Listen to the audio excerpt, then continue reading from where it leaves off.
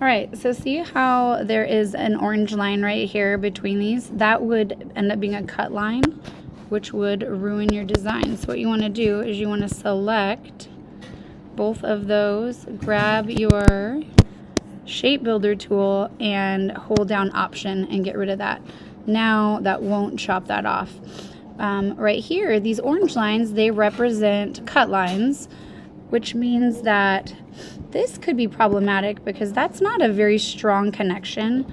So I'm thinking I'm going to need to make my orange star quite a bit bigger in order for it to not break when I print it. So I'm going to do that. I won't take a bunch of video time to do so, but basically I'm going to have to kind of extend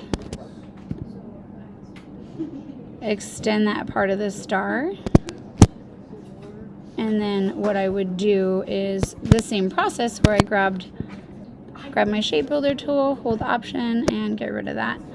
Oh, and then I'm going to need to get rid of that too, so that